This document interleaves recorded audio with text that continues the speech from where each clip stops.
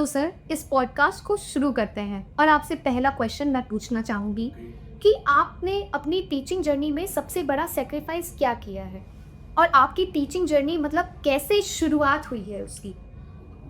Okay, पहला word जो आपने बोला सेक्रीफाइस। सबसे पहले तो हम आपको एक छोटी सी चीज़ बताना चाहेंगे कि टीचर कभी सेक्रीफाइस नहीं करता। टीचर कभी सेक्रीफाइस करता ही नहीं है। टीचर का काम है बच्चों के लिए अपना समर्पण भाव देगा। बच्चे के मन में क्या चल रहा है हमें बच्चे को समझना है, बच्चे के अंदर कैसी फीलिंग्स आ रही हैं, हमें एक एक बच्चे पर फोकस करना रहता है। तो टीचर जस्ट लाइक अ माँ बाप, जैसे कोई माँ बाप अपने बच्चे के लिए सेक्रीफाइस नहीं करता है, just like a teacher, teacher भी कभी सेक्रीफाइस नहीं करता है।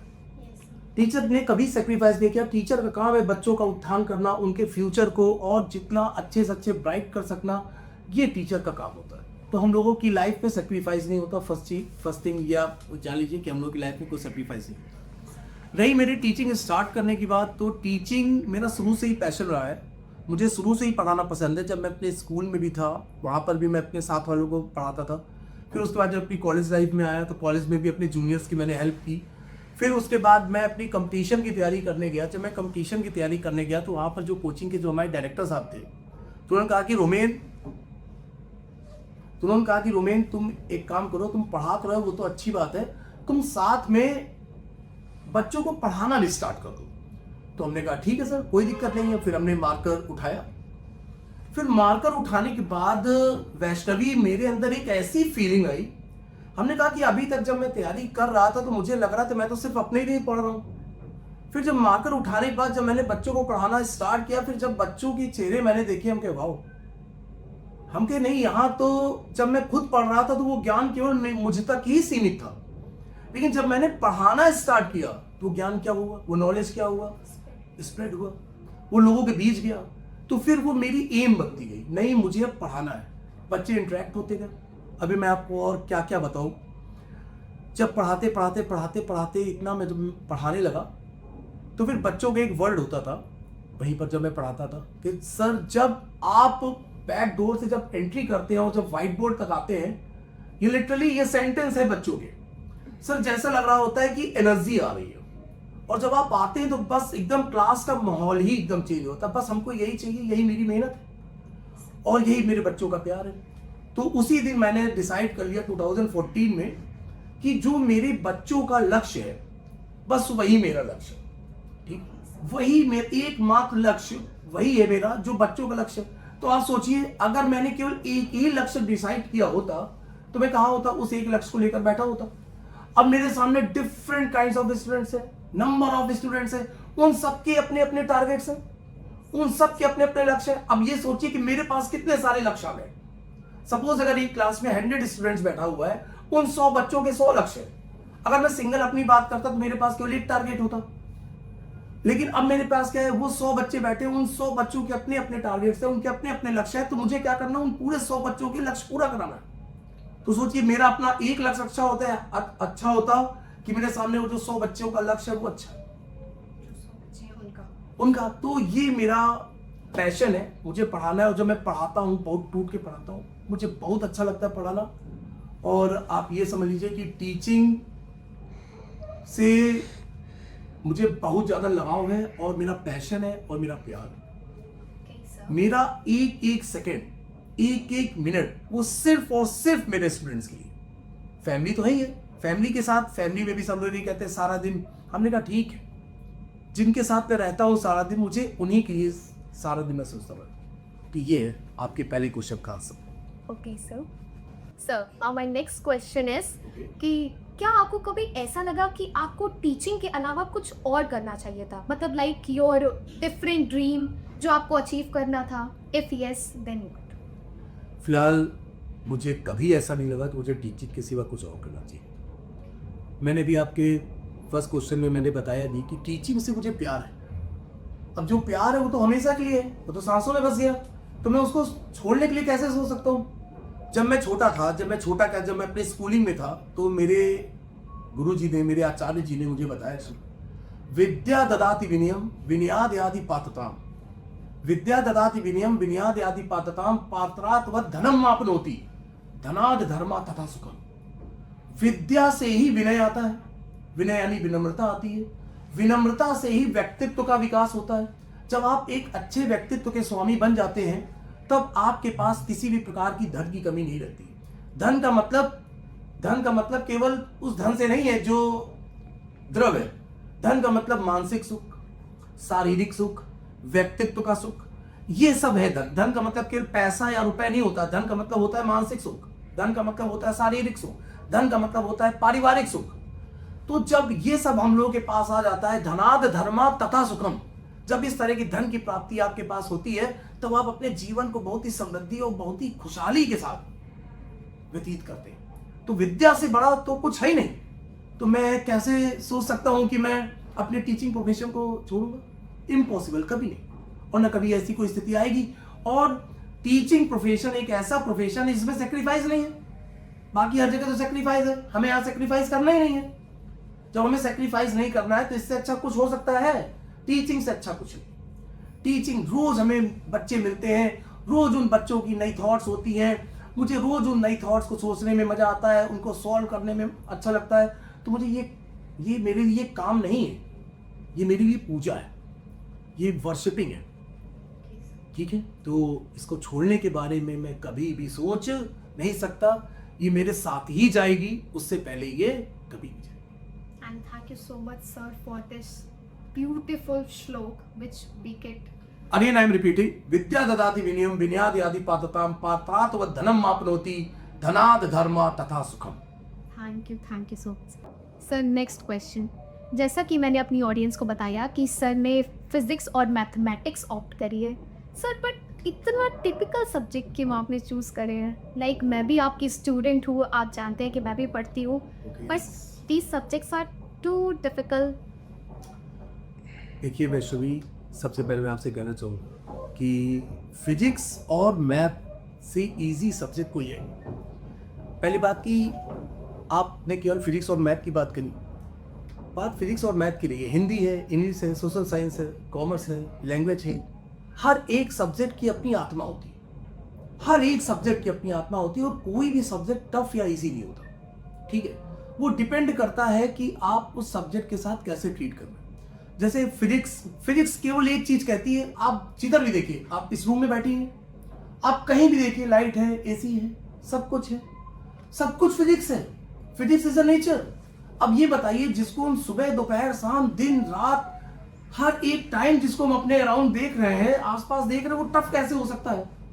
फिजिक्स केवल एक ही चीज कहती है, थिंक मोर। जितना ज्यादा सोचोगे मैं उतना ज्यादा तुम्हारे पास आऊंगी। आप कुछ भी देखिए, एयर, आप पंचभूतों की अगर बात करें, वायु हो गया, अग्नि हो गई, कितनी भी चीजें, सब फिजिक्स है। पूरा नेचर फिजिक्स है, वो सब केवल और केवल फिजिक्स है। तो physics is the easiest subject. केवल क्या करना है हमको? केवल एक ही चीज करनी है, think more, think more, think more. Einstein साहब ने एक चीज कही थी, बहुत अच्छी कही थी, imagination is more important than knowledge. ये नेचर ही हमको बताता है कि हमारी कल्पना शक्ति कितनी स्ट्रांग हो सकती है, और आपकी इमेजिनेशन जितनी ज्यादा स्ट्रांग होगी, आपकी फिजिक्स उतनी अच्छी होगी। हमें फिजिक्स, कभी आज तक आपने सुना कि फिजिक्स रटने से आ जाएगी? कभी सुना? फिजिक्स कभी रटने से आ ही नहीं सकती। फिजिक्स केवल एक ही चीज कहती है, मुझे सोचो, मुझे समझो, मैं तुम्हारे पास हूं। और रही दूसरे सब्जेक्ट मैथमेटिक्स की बात, उससे अच्छा तो सब्जेक्ट कोई है ही नहीं। मैथ्स केवल एक ही चीज कहती है, मैं छोटे से लेकर इतना बड़ा हो गया, जब मैं छोटा था तो मेरे टीचर कहते थे, डू प्रैक्टिस। जितनी आप प्रैक्टिस करोगे मैथ आपको उतनी आएगी। फिजिक्स कह रही मुझे सोचो, मैं तुम्हारे पास आ जाऊंगी। मैथ कह रही केवल प्रैक्टिस करते जाओ, मैं तुम्हारे पास आ जाऊंगी। तो ये जो दो सब्जेक्ट आपने कहा, कॉम्प्लिकेटेड सब्जेक्ट, टफेस्ट सब्जेक्ट, ये बिल्कुल भी टफ नहीं है, बिल्कुल भी कॉम्प्लिकेटेड नहीं है। ये सबसे इजी है, क्योंकि हमारे नेचर में है। जब से आप पैदा होने से लेकर अब तक आप केवल फिजिक्स के अराउंड है, चारों तरफ फिजिक्स है। इवन हम लोग जो जिस अर्थ में बैठे हुए हैं, ये लाइफ सपोर्टिंग प्लेनेट है, और भी प्लेनेट्स है जहां पर हम लोग बैठे हैं, ये लाइफ सपोर्टिंग प्लेनेट है। और इसमें भी आप फिजिक्स देखिए, यहां पर भी हम बायो की वजह से नहीं है, यहां पर भी फिजिक्स है। यहां पर जो एस्केप वेलोसिटी है अर्थ की, वो कितनी है? 11.2 किलोमीटर पर सेकेंड। यानी जितनी भी गैसेस हैं उनकी अगर एस्केप वेलोसिटी 11.2 किलोमीटर पर सेकेंड से ज्यादा हो जाएगी तो अर्थ के एटमॉस्फेयर को छोड़कर चली जाएंगी। अगर वो अर्थ के एटमॉस्फेयर को छोड़ के चली गई तो हम आप यहाँ बचेंगे क्या? नहीं बचेंगे। तो यहाँ पर भी फिजिक्स ने ही आपको रोक रखा है because of escape velocity 11.2 kilometre पर सेकेंड। Is that clear? तो फिजिक्स को अब टफ मत बोलना, फिजिक्स से इजी कुछ नहीं है। फिजिक्स का आप कोई भी टॉपिक उठा के देख लीजिए, वो केवल इतना कहता है थिंक मोर, केवल आप सोचिए और आपका पेपर अच्छा हो जाएगा। आपको फिजिक्स बहुत अच्छे से आ जाएगी। क्लियर है? तो कहीं से भी लग रहा है आपको फिजिक्स टफ है? नहीं बिल्कुल नहीं। कहीं से लग रहा है आपको मैथ टफ है?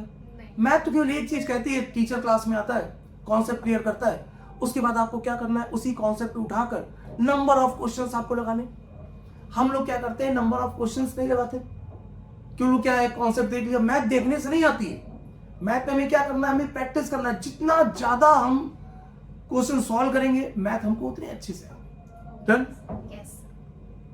सो सर, जैसा आपने बोला कि फिजिक्स सोचने से आती है, तो सर हर बच्चा कुछ ना कुछ तो सोचता ही है, इमेजिन ही करता है, तो सर कैसे ये सब पॉसिबल है? देखिए वैष्णवी, सोचने का मतलब ये है कि वैसे आपने कोई टॉपिक लिया, अब आप उसके बारे में केवल सोच रहे, केवल हम उसके बारे में अगर सोचते ही रहेंगे तो टॉपिक हमको गेन कैसे होगा?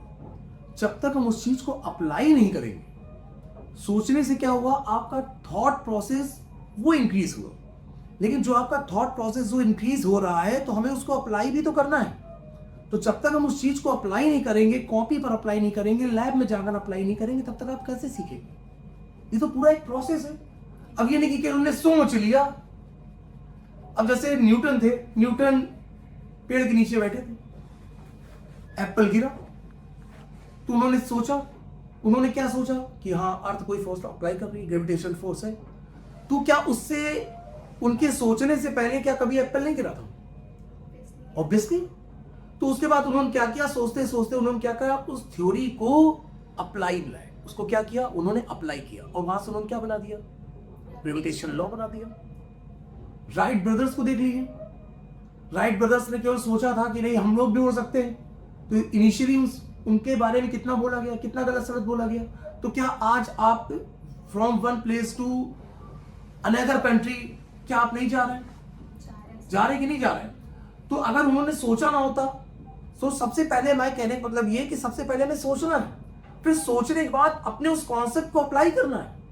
जब तक आप अप्लाई नहीं करेंगे तब तक आप उस चीज को धरातल पर लाएंगे कैसे? नहीं, हमने केवल सोच लिया, सोचने से कुछ नहीं होता है। हम केवल सोच रहे हैं, लेकिन उस चीज को अप्लाई नहीं कर रहे हैं। तो जब तक आप अप्लाई नहीं करेंगे तब तक वो अपने शेप में कैसे आएगा? तो उस चीज को शेप में लाने के लिए हमें क्या करना पड़ेगा, उसको अप्लाई करना पड़ेगा। अब जैसे बात सोचने की है, जब आपको एक बहुत छोटी सी बात बताया, अपनी गीता में भी लिखा हुआ है, श्लोक में भी लिखा हुआ है, उद्यमेन ही सिद्ध्यंति कार्याणि न मनोरथे। केवल हम मनोरथ केवल कर लें, हम केवल सोच लें तो वो कार्य कभी सिद्ध नहीं हो सकता है। कार्य को सिद्ध करने के लिए हमको कर्म करना ही पड़ेगा। पहले हमने सोचा, सोचने के बाद हमने क्या किया, उसको कर्म में, उसको वर्क में जो हमने चेंज किया, और वो क्या हो गया आपके सामने। क्लियर? सर, जैसा आपने बोला कि हम लोग पहले फिजिक्स को सोचें एंड देन उसको अप्लाई करें, ये एक लूप है। लेकिन आज सर मैं थोड़ी सेल्फिश हो जाती हूँ, मैं आपसे एक अपना पर्सनल क्वेश्चन पूछना चाहती हूँ कि सर जैसा आप उस चीज़ को फील कर पा रहे हैं, वैसा हम लोग ऐसा क्या करें कि हम लोग भी उस चीज़ को वैसे ही फिजिक्स को इतना फील कर पाएँ और अपने कॉन्सेप्ट्स क्लियर कर सकें? एकदम सिंपल सा आंसर, एकदम सिंपल सा आंसर है। आप अपने सब्जेक्ट से, फिजिक्स से आप केवल प्यार करिए। अब जैसे हमने कहा कि आप सब्जेक्ट फिजिक्स से प्यार करिए, आप प्यार करने का मतलब ये है कि आप अपना 100% डेडिकेशन आप फिजिक्स को दीजिए। जैसे आप अपना 100% डेडिकेशन आप फिजिक्स को देंगे, आपको उससे अपने आप ही प्यार हो जाएगा। और फिजिक्स मेरा एक ऐसा सब्जेक्ट है जिसके लिए मैं आपको एक छोटी सी एक लाइन कहना चाहूँगा, एक साधे सब सधे, सब साधे सब जाए। आप केवल फिजिक्स को साध लीजिए, फिजिक्स के साथ आपके बाकी के सारे सब्जेक्ट अपने आप सध जाएंगे। Physics is the most powerful subject. Initially मैंने आपसे कहा था कि physics is the study of nature. जब फिजिक्स अपने आप में ही नेचर है तो बाकी सब फिजिक्स के अंदर ही तो आ गए, राइट? तो आप केवल अपने सब्जेक्ट से प्यार करिए, फिजिक्स में अपनी पूरी फील दीजिए, फिजिक्स आपको उससे ज्यादा देगा। आप फिजिक्स पढ़ने के लिए आप केवल 2 कदम बढ़ाइए पूरे मन से, फिजिक्स 8 कदम बढ़कर आपके पास आ जाएगी। ये रूल मेरा आप अपने माइंड में आप सेट कर लीजिए। बहुत प्यारा सब्जेक्ट है, फिजिक्स से अच्छा सब्जेक्ट कोई नहीं। फिजिक्स पढ़ना मतलब ईश्वर की पूजा करने के समान। अब आपको इससे ज्यादा आपसे क्या बताया? Physics is a worshipping of God. आप फिजिक्स नहीं पढ़ रहे हैं, आप साक्षात ईश्वर की पूजा कर रहे हैं, गॉड पार्टिकल। क्लियर? सर जैसा कि आपने बोला कि हमें लाइक फिजिक्स से प्यार करना चाहिए, तो यहाँ पे जो और भी टीचर्स हैं वो क्या सोच रहे होंगे कि मतलब आप एक ही सब्जेक्ट पे बता रहे हैं पूरा, okay, then what they should do? अब वैष्णवी, अब जैसे मैं फिजिक्स से प्यार करता हूँ, फिजिक्स जो मेरा सब्जेक्ट है वो मेरे लिए मेरा भगवान है, ठीक है। मैथ्स भी मैं पढ़ाता हूँ तो वो भी मेरे लिए मेरा भगवान है। तो जैसे और भी सब्जेक्ट टीचर, जैसे कोई केमिस्ट्री पढ़ा है तो उस सब्जेक्ट टीचर के लिए क्या होना चाहिए? वो केमिस्ट्री उसके लिए भगवान होनी चाहिए। कंप्यूटर साइंस पढ़ा रहा है तो कंप्यूटर साइंस वाले टीचर के लिए कंप्यूटर साइंस सब्जेक्ट भगवान होना चाहिए। जो बायो को देख रहा है उसके लिए बायो सब्जेक्ट उसका भगवान होना चाहिए। अगर आप किसी सब्जेक्ट को अपना भगवान मान लेते हैं, जब आप किसी सब्जेक्ट को अपना भगवान मान लेते हैं, तब आप अपने कंटेंट को अपने बच्चों के सामने उतना अच्छा डिलीवर कर पाते हैं। अगर बायो वाले टीचर ने अपने बायो सब्जेक्ट को अपना भगवान मान लिया तो बायो उस क्लास में इतनी अच्छी बच्चों को समझ में आ रही होगी कि वो बायो का टीचर कहेगा कि मेरा ही रिजल्ट सबसे बेस्ट है। अब यहां पर हर एक सब्जेक्ट टीचर अपने सब्जेक्ट को अपना ईश्वर, अपना खुदा, अपना भगवान मानकर जब बच्चों के सामने अपने कंटेंट को डिलीवर करता है तो उस बच्चे का भविष्य उज्जवल होने से दुनिया की कौन सी ताकत रोक सकती है? ये बता दीजिए। तो जैसे मेरे लिए मेरा फिजिक्स भगवान है तो केमिस्ट्री वाले टीचर के लिए केमिस्ट्री भगवान है, बायो वाले टीचर के लिए बायो भगवान है, मैथ्स वाले टीचर के लिए मैथ्स भगवान है, हिंदी वाले टीचर के लिए हिंदी भगवान है, सोशल साइंस वाले टीचर के लिए सोशल साइंस भगवान होना चाहिए। जब तक हम उसको अपना ईस्ट नहीं मानेंगे, जब तक वो मेरा ईस्ट नहीं बनेगा, जब तक हम उससे अपनी रियल फील से नहीं कनेक्ट कर पाएंगे, तब तक हम आपके सामने कोई फॉर्मेलिटी करेंगे। और हमें आपके साथ फॉर्मेलिटी नहीं करनी है, हमें आपको क्या करना है? रियल टच देना। अब किसी भी तरह की कोई मन में कोई शंका हो तो बताइए आप। नहीं सर। ओके सर मुझे आपकी एक चीज़ बहुत अच्छी लगी कि जैसे आप फिज़िक्स के टीचर हैं लेकिन आप हम लोगों को संस्कृत में भी श्लोक एक्सप्लेन कर रहे हैं, तो मतलब बच्चों को इससे बहुत इंस्पायर हो रहे हैं वो, है ना। उनको भी ये लग रहा होगा कि आप मतलब एक फिज़िक्स के टीचर हो के उस चीज़ को संस्कृत में हर चीज़ एक्सप्लेन कर रहे हैं। Like you have all the knowledge about Gita as well as of many things. Sir तो मैं आपके फिज़िक्स वाले आंसर से बिल्कुल सेटिस्फाइड हूँ। अब थोड़ा मैथ्स पे आते हैं। सर मैं मैथ्स में ये पूछना चाहूँगी कि जैसे इतने बड़े बड़े से फॉर्मूलाज होते हैं लाइक साइन, कॉस, टैन, ये सब, तो आप मतलब ये कैसे इतना याद कर लेते हैं? जैसे इसकी एक क्या ऐसी शॉर्टेस्ट ट्रिक हो सकती है जिससे हम लोग उसको याद रख सकें, एकदम अच्छे से अप्लाई कर सकें और अच्छा स्कोर कर सकें? ओके, यहाँ पर आपने टर्म यूज़ किया याद कर सकें। तो मैथ में कोई भी चीज़ याद नहीं करी जाती। फर्स्ट है, मैथ केवल समझी जाती है, मैथ केवल प्रैक्टिस मांगती है। ये देखिए ये क्या लिखा हुआ है, ये धैर्य लिखा हुआ है। अगर आप चाहते हैं कि मैथ्स आपको बहुत अच्छे से आए तो सबसे पहले आपका पेशेंस लेवल बहुत हाई होना चाहिए। क्या ये होना चाहिए? पेशेंस लेवल हमारा बहुत हाई होना चाहिए। मैथ केवल ये कहती है कि प्रैक्टिस करिए। जैसे क्वाड्रेटिक फॉर्मूला है, श्रीधराचार्य सूत्र है, -b + -d² - 4ac/2 है। फॉर्मूला आपने रट लिया। अब जब आपने ये रट लिया तो फिर आप हो सकता है 1 साल बाद 2 साल बाद भूल जाएंगे, लेकिन ये फॉर्मूला आया कैसे, इसको हम लोगों ने कैसे ऑब्टेन किया, इसका डेरिवेशन क्या था, ये कैसे आया, जब आपको ये पता चल जाएगा कि हाँ ये डेरिवेशन, ये फॉर्मूला कैसे जनरेट हुआ, आप कभी नहीं भूलेंगे।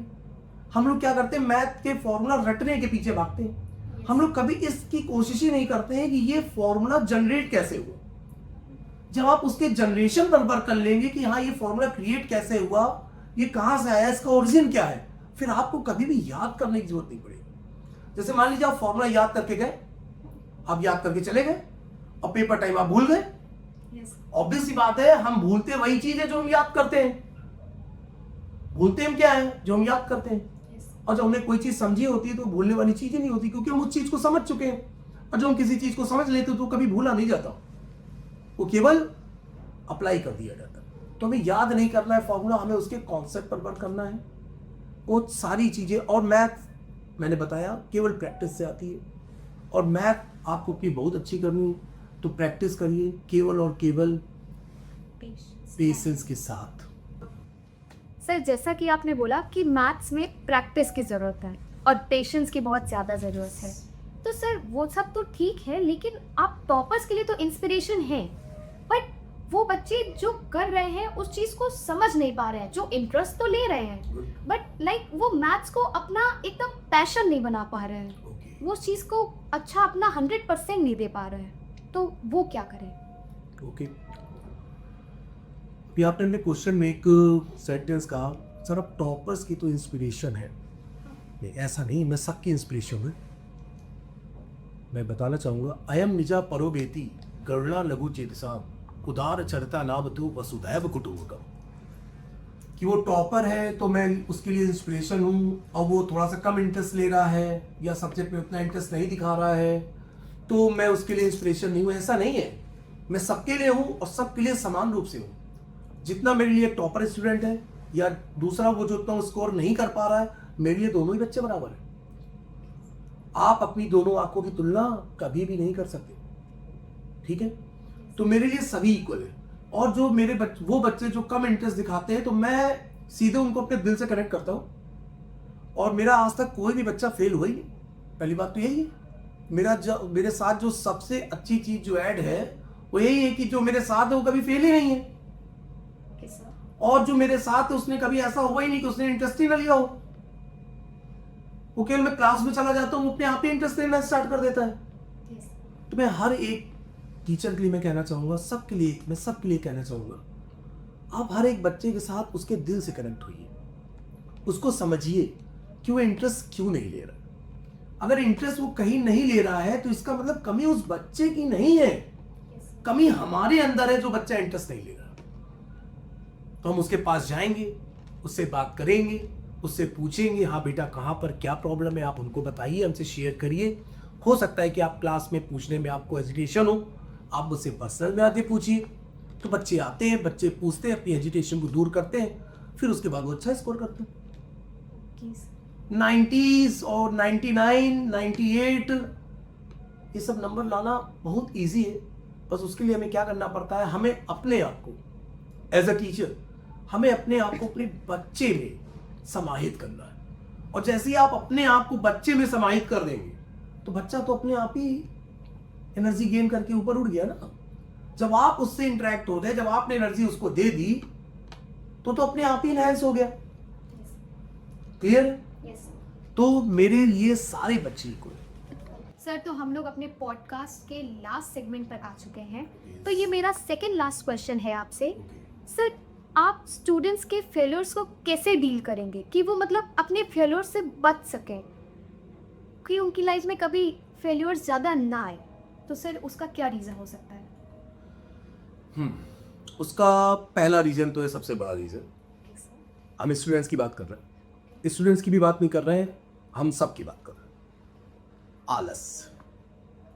सबसे पहले हमें आलस को त्यागना चाहिए। ये आलस के लिए भी हम आपको एक अच्छा सा श्लोक बता सकते हैं। आलस से कुतो विद्या, कुतो मतलब नाश करना, आलस से कुतो विद्या, अविद्या कुतो धनम, अधनस्य कुतो मित्रम, अमित्रस्य कुतो सुखम। जब आपने आलस किया तो आलस करने पर सबसे पहले आपने क्या किया, अपनी विद्या का नाश किया। विद्या का नाश हुआ, विद्या के नाश होने के बाद आपका धन का नाश हो गया। अब जब आपके पास धन ही नहीं बचा तो आपके पास मित्र कहां से बचे, और जब मित्र ही नहीं है आपके पास तो आपको सुख मिलेगा कहां। तो पहला रीजन तो फेल्योर का ये हो गया हमारी लाइफ में कि हम आलसी हैं। तो सबसे पहले हमें क्या करना है, अपने आलस्य को हटाना है। दूसरा हम आपको फेल्योर का एक और रीजन बताते हैं। जब हम लोग छोटे थे तब से हम लोगों को पढ़ाया जा रहा, मनम चंचल भवति। मन क्या होता है, चंचल होता है। जो व्यक्ति अपने मन को नियंत्रण में रख सकता है वो फेल्योर नहीं हो सकता। अब मन कहाँ है, मन हमारे शरीर में। मन कहाँ है, शरीर यानी डेंसर मीडियम। फिजिक्स देखिए यहां पर भी आ गई। मन कहाँ है, हमारे अंदर। शरीर हमारा क्या है, वो डेंसर मीडियम है। मन आया तुरंत बाहर। मन की गति तो सबसे तेज है कि मन की गति से तो तेज किसी की गति नहीं है। आप पल भर में कहीं से कहीं भी पहुंच सकते हैं। जैसे ही बाहर आया तो नॉर्मल से क्या हो गया, रेयर मीडियम में आ गया, नॉर्मल से क्या हो गया, डेविएट हो गया, अवे फ्रॉम द नॉर्मल। जब अवे फ्रॉम द नॉर्मल हो गया, अब हमें क्या करना है, उस मन को क्या करना है, नॉर्मल की रेंज में लाना। जब उसको नॉर्मल की रेंज में ले आएंगे तब हम लोग हो फेल्योर होंगे ही नहीं। ठीक है। अब यहाँ पर अर्जुन ने बस श्री भगवत गीता में भगवान श्री कृष्ण जी से कहा भी था, इस मन को लेकर एक बहुत अच्छी बात कही थी, मुझे याद है, चंचलम ही मना कृष्णा प्रमाति बलवत दृढ़म तस्याहम निग्रहम मन्ये वायोरिव सुदुष्करम। उन्होंने कहा भगवान श्री कृष्ण जी से कि हे कृष्ण, मन बहुत चंचल होता है, बहुत अशांत होता है, और ये मन बहुत बलशाली है। इसको कंट्रोल में करना, इसको नियंत्रण में करना वायु को नियंत्रण करने के समान है, जो कि संभव नहीं है।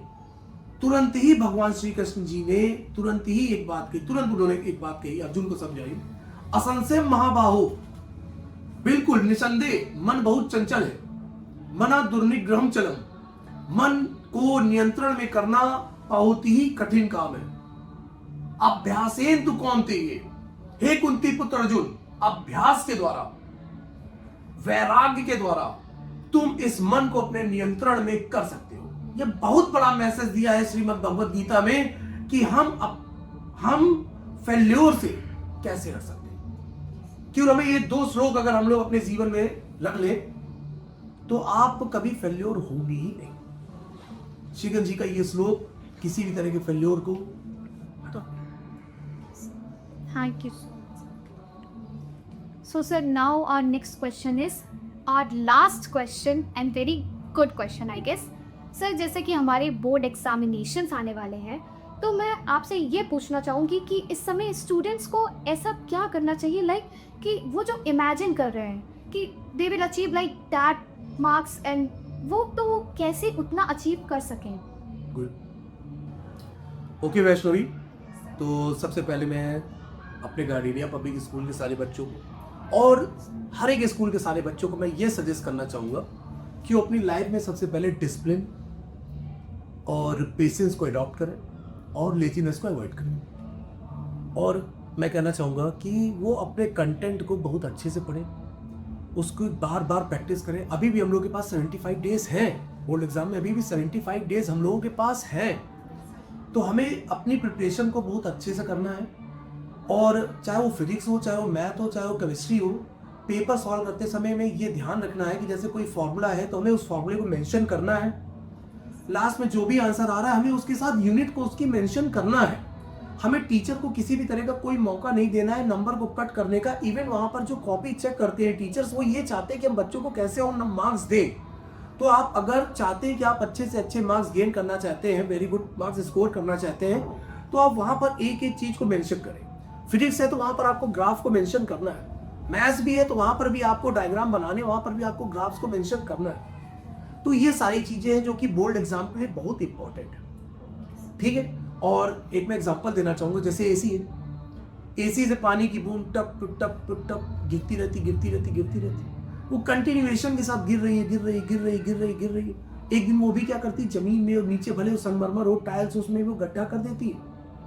तो अगर आप एक बार सोच रहे नहीं हमको करना है, तो आप अपने रिजल्ट को अचीव करके ही रहेंगे।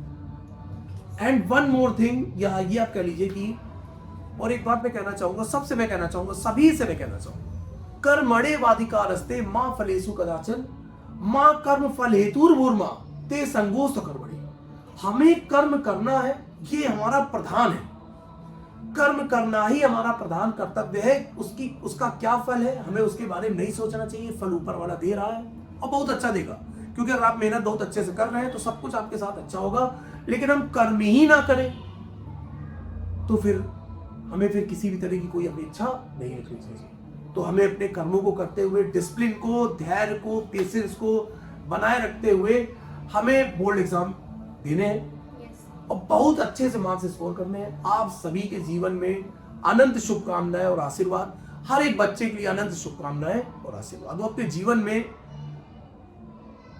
हर एक सफलता को हासिल करें।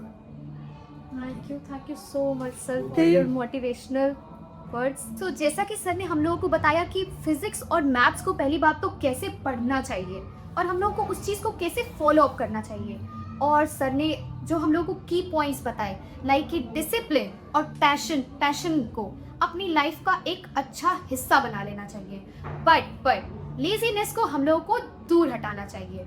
एंड जो लास्ट में भी सर ने आंसर दिया है कि बोर्ड्स एग्जामिनेशन से रिलेटेड, तो वो आप सबके लिए की पॉइंट्स हो सकते हैं जिसको आप लोग फॉलो अप करके अपने बोर्ड एग्जामिनेशंस में बहुत अच्छा ही स्कोर कर सकते हैं। So viewers, I hope that you all have enjoyed this our podcast session, and जैसा आपको लगा हो आप प्लीज कमेंट्स में हम लोग को जल्दी मैसेजेस करके जरूर बताइएगा, and stay tuned for our next video. Thank you so much.